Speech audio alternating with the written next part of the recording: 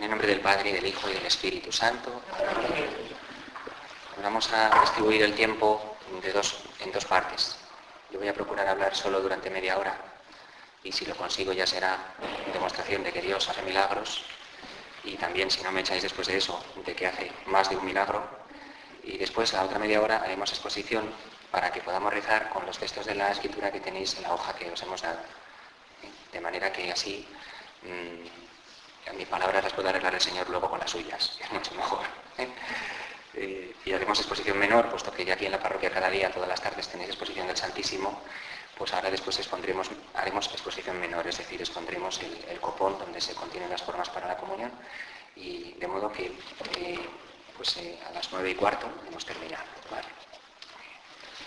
Bueno, pues tenemos dos encuentros hoy y mañana. Lo primero, pues dar gracias al Señor por la oportunidad de servirle en esta tarea pues que Él me ha confiado a través de la persona del Papa, y que es un gozo, que a mí particularmente me llena de gozo, pero en la que espero que sea Él el que hable y el que toque los corazones, como de hecho pues mío es el primero que ya ha tocado y el primero con el que ya ha tenido misericordia con esto, de lo cual puedo dar testimonio, porque vamos a hablar de la experiencia propia.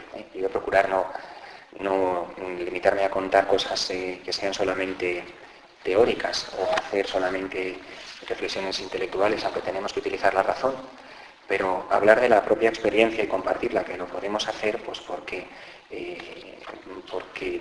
la compartimos todos, es algo que todos vivimos, es algo más profundo, que nace de nuestro ser, y que todos vivimos porque todos somos hermanos en el Señor, todos estamos bautizados y participamos de la vida de la Iglesia. Y lo más grande que tenemos pues es nuestra unión con Dios, ¿no? Pues hoy vamos a hablar de Dios como Padre, de Dios que se revela su rostro de Padre misericordioso, pero a esta charla se la podía llamar niños descubridores. Niños descubridores, porque Dios nos invita, por medio de Jesucristo, el Hijo, a hacernos como niños de cara a nuestra relación con Dios, para abrirle el corazón, para confiar en Él, para poder alcanzar el reino y participar de Él. El Señor dice, haceos como niños, en el sentido de la confianza y la apertura con la que un niño se deja en brazos de su madre. Es como nos pide el Señor que nos acerquemos también a Él a la hora de acoger su palabra, acoger su mensaje y sobre todo acoger su persona. Es fundamental. Y los niños, ¿por qué? No porque sean ingenuos o porque no sean maduros, sino que nos pone el Señor como ejemplo a los niños porque ellos se asombran de las cosas. Y nosotros no, a veces nos acostumbramos demasiado a las cosas, y a las cosas de Dios también. Es una desventaja que tenemos los que tenemos la ventaja de poder estar cada día en la iglesia y de ir a misa diaria. Nuestra desventaja o el peligro es que podamos acostumbrarnos a las cosas de Dios. Para los niños todo es una novedad, les asombra todo, y a nosotros hasta lo más sagrado nos acaba pareciendo una cosa normal, y ya no reparamos en el milagro que cada día se produce cuando el Señor convierte el pan y el vino en su cuerpo y sangre. Un sacerdote que fue profesor mío contaba que tenía una serie de anécdotas, de las que voy a compartiros alguna hoy, que una vez dando ejercicios a unos jóvenes entró en la sala diciendo, no podéis imaginaros lo que me ha pasado. Estaba en la capilla y se me ha aparecido Dios. Y los jóvenes no le creían, ¿cómo que se te ha aparecido Dios? Entonces le miraban un poco de medio lado, ¿de verdad? ¿De verdad? Sí, de verdad. Dios, Jesucristo, el que nació de la Virgen María, está en la capilla en persona, se me acaba de aparecer ahora mismo y está allí. Vamos a verle, ¿no? Y no le creían, ¿no? Te miraban un poco otra vez dónde nos hemos metido y por qué habremos venido a hacer ejercicios con este. Oye, venga, vamos. Entonces nadie quería ir. Al final algunos se atrevieron a ir con él, consintieron pensando que aquello era una tontería, y cuando entraron en la capilla pues no veían a nadie. Todo el mundo se miraba unos a otros, y entonces el sacerdote señaló el sagrario y les dijo, ahí está, Jesucristo, el Hijo de María. Y todos dijeron, va, venga, ya está, ¿no? Porque ya no nos asombramos de lo más grandioso. Nos parece normal que el que caminó por Galilea y que multiplicó los panes está en el sagrario cada día, ¿no? Y ya no nos admiramos, ¿no? nuestra vida cotidiana se impregnará del frescor de la vida de Dios en la medida en que nos hagamos como niños, como quien recibe la primera noticia del reino, ¿no? La grandeza de Dios. Entonces digo niños descubridores porque vamos a acercarnos a hacer a tres cosas en las que estamos acostumbrados, darnos cuenta de que son un verdadero descubrimiento, hacer tres descubrimientos, ¿no?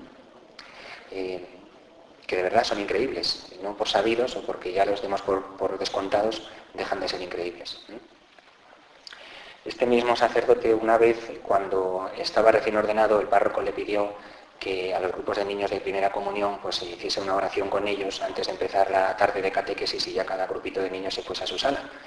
Y entonces allí en la capilla pues os podéis imaginar, ¿no? Pues los que sois catequistas y hemos visto siempre esto, pues un jaleo, allí más de 100 niños gritando, unos empujándose, otros hablando, otros... Bueno, entonces decían, pero bueno, es que no os dais cuenta de quién está aquí, no vais a respetar a quien está aquí presente, les dijo el sacerdote, ¿no? Y entonces los niños se callaban y digo, uno miraba y decía, pero ¿quién está? ¿Quién está aquí? Y decía, pues mira, en el sagrario está Jesucristo, el Hijo de María, ¿no? El que anduvo sobre las aguas, el que multiplicó los panes, el que resucitó a Lázaro, el que dio por nosotros la vida en la cruz, el que está sentado a la derecha del Padre y está aquí presente en medio de nosotros, ¿no? Y no se quedaban muy convencidos. Y al final un niño levantó la mano y dijo, ¿de verdad lo dices en serio? ¿Que está aquí? Que sí, que lo dijo en serio, ¿no? Y dijo el niño, ¿y por qué no abrimos la caja? ¿No? Entonces nosotros, pues vamos a hacer igual, ¿eh? Vamos a abrir la caja de lo que nos parece normal, pero que realmente es impresionante y no reparamos en ello, ¿no? Bueno, pues sirva esto como introducción para los tres descubrimientos. El primer descubrimiento que tenemos que volver a hacer, o quizá hacer por primera vez, es el hecho de que Dios existe. Dices, qué cosa más elemental, ¿no? Qué cosa más normal, qué cosa más sabida. Pues este es el primer gran descubrimiento. La grandeza de Dios que es un Dios creador, el hecho de que Él existe y de que gracias a su existencia existimos nosotros, ¿eh? O sea, descubrir a Dios, la inmensidad, la grandeza, la trascendencia de Dios, el ser Dios quien es, ¿no? Pensar en la creación es algo espectacular, porque no es pensar en el mundo. Pensar en la creación no es lo mismo que pensar en el mundo. Pensar en la creación es pensar en que hay un Dios creador, ¿eh? Y que nosotros podamos admirar la grandeza de todo lo que existe, que podamos investigar las profundidades del universo, de que podamos analizar las cadenas de ADN que componen el organismo humano, que podamos maravillarnos ante la estructura de los átomos, que podamos contemplar la hermosura de los paisajes más bellos, ¿eh? Pues todo eso se debe a que hay un Dios que es creador, que ha puesto todas las cosas en la existencia. Dice el catecismo que Dios eterno ha dado el principio a todo lo que existe y Él es el que mantiene todo en el ser.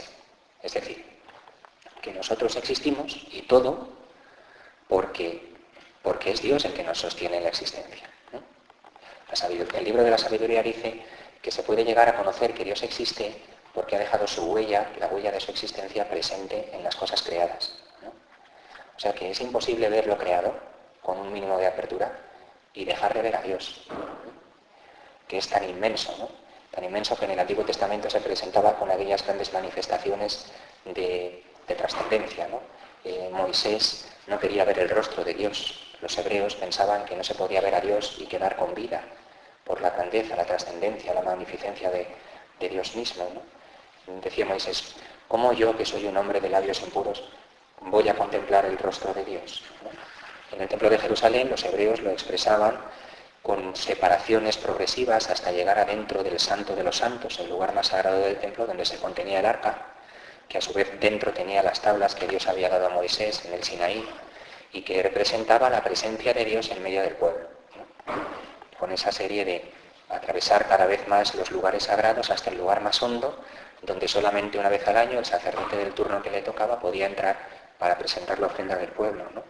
Como esa impresión de que Dios era y es muy grande, ¿no? Pues es un peligro que corremos, acostumbrarnos a Dios.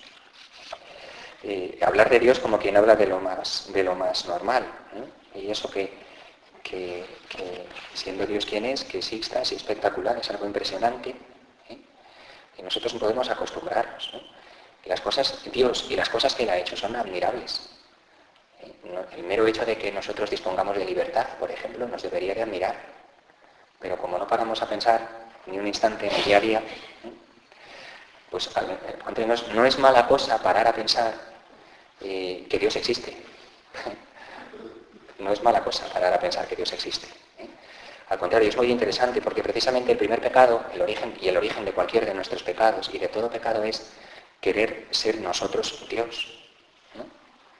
Por eso de vez en cuando viene muy bien mirarse al espejo y decir, no soy Dios, no soy Dios. Cuando por la mañana vamos al baño y nos preparamos para salir al trabajo o a nuestras cosas diarias y nos miramos al espejo para arreglarnos y decir, no soy Dios. No nos vendría mal ese ejercicio, ¿verdad? No soy Dios, no soy Dios. Lo que pasa es que me cuesta creérmelo, pero no soy Dios, ¿no? Puede quedar un poco extraño, pero esto funciona bien, sería una buena terapia, ¿eh?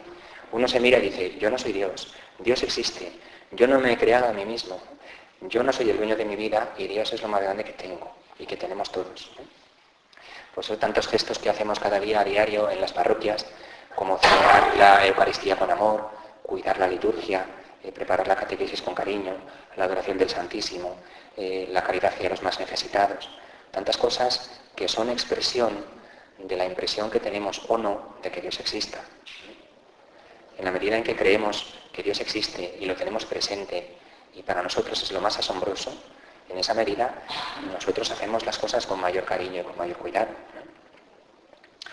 Había un filósofo existencialista del que no somos fans, pero que decía, ¿por qué existe el ser y no más bien la nada? Decía, se llamaba Heidegger. Es como decir que por qué existe algo, ¿no? Que por qué motivo, ¿no? Claro, inevitablemente esta pregunta es la pregunta por Dios. Dios existe. Y Dios existe desde siempre y para siempre. Dios es inmenso, ¿no? Es grandioso. Dios es Dios. No es, como decían los hebreos, no es un toro, no es un carnero. Dios es grande, Dios es bueno. Dios es Dios. Los judíos no se atrevían ni a pronunciar su nombre, el nombre de Dios, el nombre de Yahvé. Por eso ponían las letras, las consonantes del nombre de Yahvé, las utilizaban como un acrónimo para escribirlas, pero no se atrevían a pronunciar su nombre. Y luego le unieron las vocales de la palabra Adonai, que significa Señor, y entre las consonantes de Yahvé y las vocales de Adonai compusieron ese nombre de Jehová, ¿no? Y de ahí viene, ¿eh? Pero era una forma de no pronunciar el nombre de Dios porque lo consideraban tan sagrado que no se creían ni dignos de pronunciarlo. Sin embargo, nosotros a veces nos acostumbramos a Dios, y Dios es el primer descubrimiento que tenemos que hacer como niños. Y nosotros tenemos que impresionarnos de ello, porque no se puede llegar al segundo descubrimiento sin haber hecho este primero. El segundo descubrimiento es descubrir que Dios no solo existe, sino que además es Padre. Nos desvela que es un Padre, que su rostro es el de un Padre. Y no solo que es Padre, sino que es mi Padre, el de cada uno de nosotros. Y no solo que es mi Padre, sino que es mi Padre bueno. Y este es el gran y segundo descubrimiento que tenemos que hacer. Claro, esto solamente impresiona si nos hemos dado cuenta antes de quién es Dios. O sea que Dios, en toda su grandeza, en todo su amor, en todo su ser, es mi Padre. Y es mi Padre bueno del cielo, diríamos, ¿no? Jesucristo, en los Evangelios, nos desvela el rostro del Padre. Cristo nos revela el rostro del Padre. En cada acción, en cada palabra, en cada gesto, y sobre todo con su propia persona y con su propia presencia, Cristo revela a los hombres que Dios es un Padre, revela el rostro de un Padre misericordioso. Cuando contemplamos a Jesucristo, comprendemos quién y cómo es Dios Padre. Por eso Jesús dice, quien me ve a mí, ve al Padre. Y cuando enseña a los apóstoles a rezar, lo hace llamando a Dios Padre. Y dice, cuando oréis, decid Padre. Y esto fue asombroso ya sobremanera para los apóstoles, para los discípulos y para los judíos de la sociedad de Jesús. ¿Cómo que Padre? Pero si es Yahvé, cuyo nombre no puede pronunciarse, el Todopoderoso. Y tú nos dices que le digamos Abba, que ya no solo es Padre, sino Papá. ¿Cómo que Padre? Pensarían aquellos, ¿no? Y mirarían a Jesús con unos ojos como platos y dirían, pero lo he escuchado bien.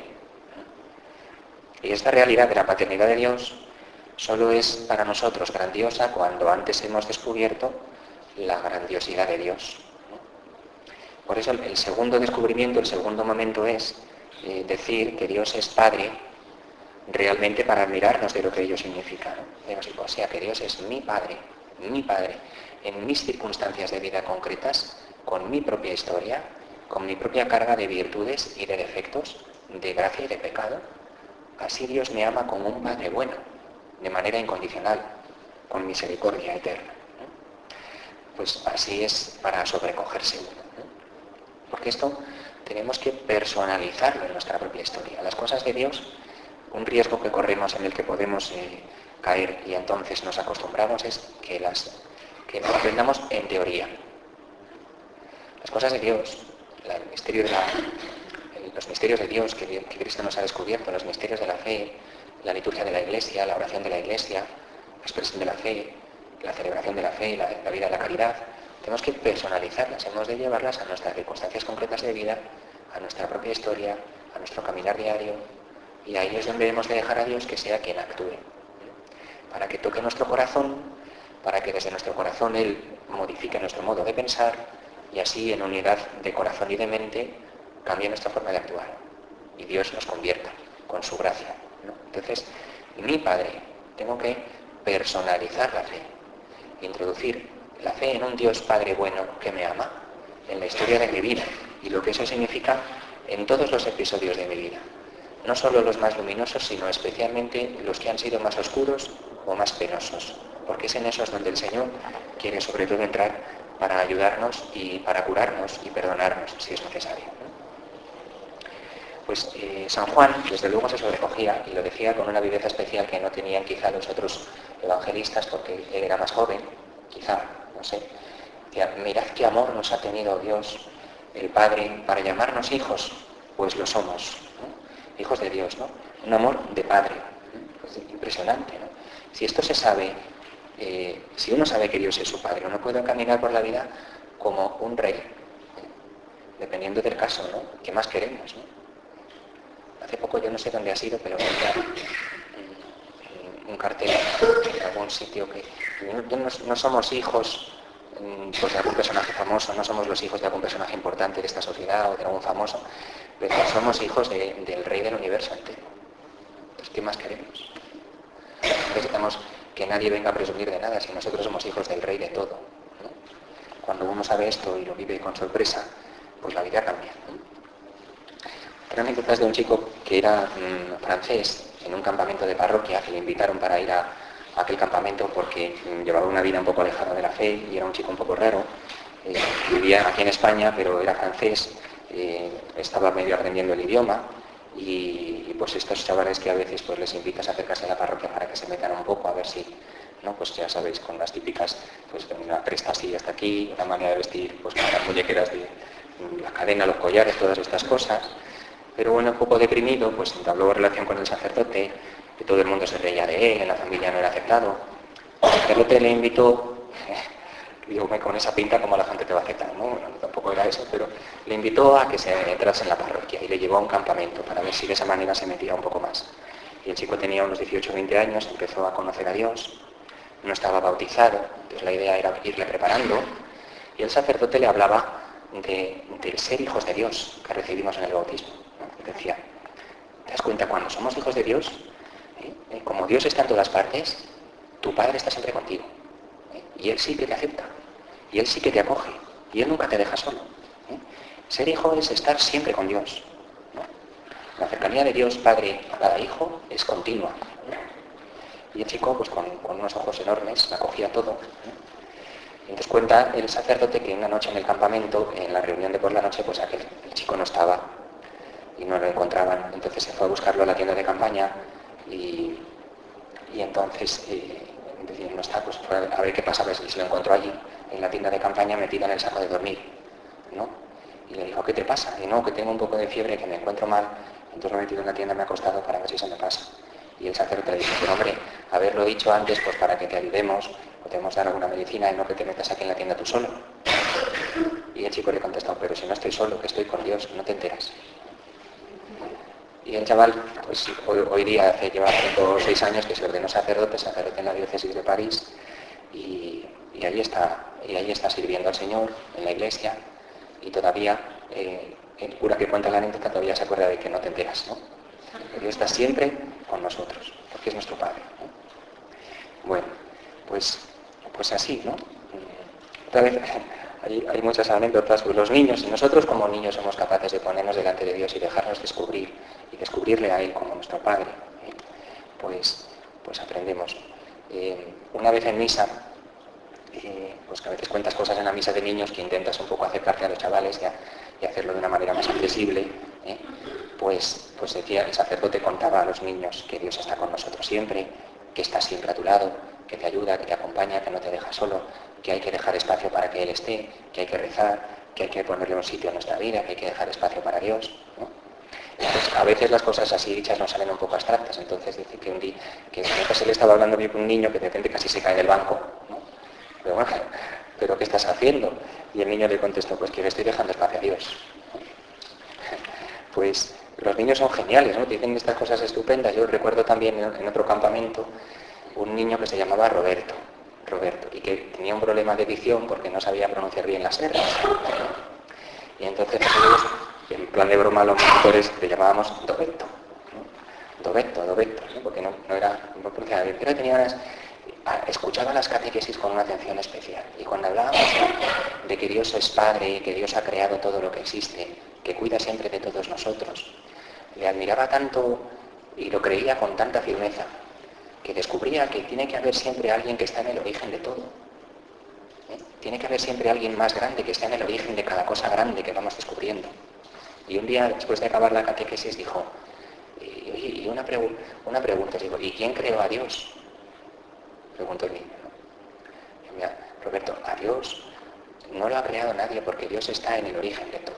No hay nadie más grande que Dios. Dios es el Padre de todos los hombres, Dios es el creador de todo lo que existe, ¿no? Y el niño quedaba con un asombro, ¿no? Y a mí todavía me acuerdo de aquella pregunta, ¿no? ¿Quién creó a Dios? Porque claro, él creía firmemente que siempre hay un porqué y un sentido, que siempre hay un origen y una causa de todo. Y encontró la causa de todo y el origen de todo en un Dios Padre que a todos nos ha dado la vida y que ha puesto en la existencia todo porque nos ama. Pues nosotros es verdad, pues Dios es nuestro Padre y está con nosotros. ¿Cómo no notar continuamente esta filiación divina que hemos recibido por naturaleza en la creación y por gracia en el bautismo? Somos hijos de Dios. Mirad qué amor nos ha tenido el Padre, ¿no? De tal modo que existimos por amor de Dios, porque Dios nos ama y es nuestro Padre. ¿Cómo no encontrarle sentido a la vida? ¿Y cómo no aseverar que la vida es sagrada y el don más grande que el ser humano posee cuando está fundamentada en el amor que Dios nos tiene? Esto es sencillamente espectacular. El poder descubrir que Dios es nuestro Padre, además de ser el creador de todo, es el segundo descubrimiento impresionante, ¿no? Y hay un tercero, que vamos a tratar ahora de describir en los 7 minutos que me quedan, y después le dejaremos al Señor pues, que sea Él el que nos hable a través de su palabra. Pues hay un tercer descubrimiento, que es un salto aún mayor. No solamente Dios existe y es el creador. No solamente Dios es nuestro Padre y mi Padre, sino que además este Dios, por puro amor, por pura gratuidad, nos ha llamado a compartir su intimidad, de un modo muy particular, a cada uno de nosotros. Esto hay que entenderlo bien, porque verdaderamente a todos los cristianos Dios nos ha llamado a compartir en lo hondo del corazón la intimidad con Él, a todos, a cada uno en su estado de vida o en el modo en que Dios le ha elegido, pero a todos. A veces sabéis que el Señor eligió a 12, tenía un grupo de discípulos más numeroso y de entre todos sus discípulos escogió a 12, a los que llamó para estar con Él y para enviarlos a predicar en su nombre. Y estos 12 tenían con Jesús una cercanía y una intimidad mayor. Les llamó a compartir con Él con su propia autoridad y en su nombre, instituidos por Él como grupo estable, a compartir su vida, su misión y su destino, ¿no? y de ellos son sucesores los obispos, con los que colaboran los sacerdotes, ¿no? Pero no es que los apóstoles sean más que los discípulos, o los discípulos más que todo el resto de aquellos hombres y mujeres que iban a ver a Jesús. No es eso, ¿no? Cuando en el Evangelio el Señor habla de la vocación de cada uno, se ve cómo a los 12 apóstoles los llama de un modo especial, ¿no? A los que ha llamado a que le consagren la vida en la virginidad y en el celibato, a los religiosos y religiosas, a los sacerdotes, a los monjes, a las monjas. El Señor, en el Evangelio de San Mateo, cuando llamaba a los 12, les decía: venid conmigo y os haré pescadores de hombres. Él llamó a los que Él quiso, dice el texto, ¿no? ¿Por qué? Pues porque Él quiere, pura gratuidad, ¿no? ¿Y a qué llama a esos? ¿A qué les llamó?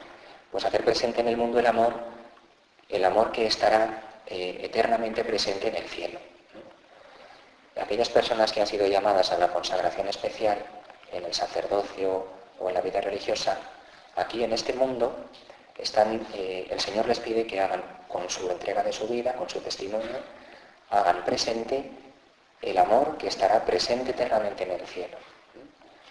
¿Cómo se dará el amor eternamente en el cielo? Pues a la forma en que se expresa en la vida del celibato y de la virginidad, en la consagración especial, ¿no? Es la vocación de la consagración especial. Anticipar lo que se hará en la plenitud del cielo, ¿no? Hacer presente aquí y ahora en el mundo lo que estamos llamados a vivir todos los seres humanos en el cielo, ¿no? De tal modo que donde hay una persona, un religioso, una religiosa, un sacerdote, se visualiza esa exclusividad del amor de Dios, ¿no? Entonces dices, bueno, pues entonces eso es solo para ellos, ¿no? Y el resto de los modos de vida a los que el Señor llama, pues parecería que se dedican a otra cosa. Desde luego, ni son peores, ni inferiores, ni malos, ni muchísimo menos, ¿no? También en los demás estados de vida y también en el matrimonio, en la vida de los que no se consagran en la consagración especial, en los esposos, en los casados, también en ellos hay una llamada y una vocación universal a la virginidad del corazón. Porque todos, en lo más hondo de nuestro corazón, en el origen de nuestra vocación y nuestra vida y de nuestro ser cristiano, y también en el fin, estamos llamados solo a Dios. El único que está en el origen de nuestra vida es Dios. Y el único que puede colmar por entero y dar plenitud al final definitivamente a nuestro corazón es Dios. Y esto están llamados a vivirlo todos los hombres, por creación. Por tanto, también los esposos. Todos los cristianos, cada uno en la vocación a la que Dios le llame, están llamados a esta virginidad esponsal como vocación universal. Porque solo Dios es capaz de colmar por completo un corazón humano. Esto se entiende muy rápidamente cuando un esposo o una esposa comprende que su cónyuge, por mucho que le ame, nunca le podrá colmar el corazón por entero como lo hace Dios. Nunca podrá darle a su esposo o a su esposa, por mucho que le ame, una vida eterna. Nunca. Por eso el matrimonio también se fundamenta y se culmina solo en Dios. Porque solo en Dios el amor puede llegar a su plenitud. ¿Dónde obtienen los esposos el amor con el que pueden amarse de una manera plena? Solo en Dios. Solo Dios es capaz de trascender nuestras debilidades, de superar nuestros límites, de ayudarnos a perdonar, de ayudarnos a entregar la vida cada día. Solo Dios. Por tanto, esta llamada de Dios a la intimidad con Él en el corazón no es solo para los que se consagran en la vida de consagración especial, no es solo para los sacerdotes o para las monjas, es para todos los cristianos. En todos hay, en cierto modo, una vocación universal a la virginidad esponsal del corazón. Porque nuestro origen y nuestro fin, no como término de la vida, sino como plenitud, que nunca acaba, es solo Dios. Ningún ser humano puede colmar por completo nuestro corazón, por mucho que nos ame. Todo el amor que otro ser humano puede darnos llega a ser pleno cuando se da desde Dios. Y esto estamos llamados. Entonces, cada uno de nosotros, cada uno de los que estamos aquí, pero todos los hombres, estamos llamados a entrar en la intimidad de Dios, que es propia de la eternidad, al modo de amar en que nos amaremos todos en el cielo. Descubrir esto que estoy llamado, que cada uno de nosotros estamos llamados por Dios, que es el Creador, que es mi Padre y que es mi Padre bueno, a vivir de un modo eterno en su intimidad, pues esto hace que mi vida cristiana adquiera una intensidad extraordinaria. Porque entonces cuando me levanto por la mañana me siento abrazado por este Dios Padre que me acompaña y que me está llamando a una intimidad cada vez mayor con Él, en la que me está prometiendo la vida del cielo y me la está anticipando ya en este mundo. Y sé que ese que me llama es Dios Todopoderoso, que además es mi Padre y que me llama a mí. Qué importante sería hoy para nosotros descubrir como niños estos tres aspectos que todos sabemos, pero que de tan sabidos a veces nos acostumbramos a ellos. A veces nos parecen que son normales.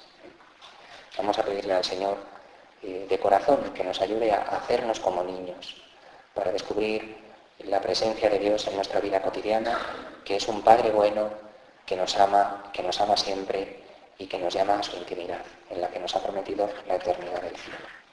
Vamos a pedírselo a Él. Gloria al Padre, y al Hijo, y al Espíritu Santo.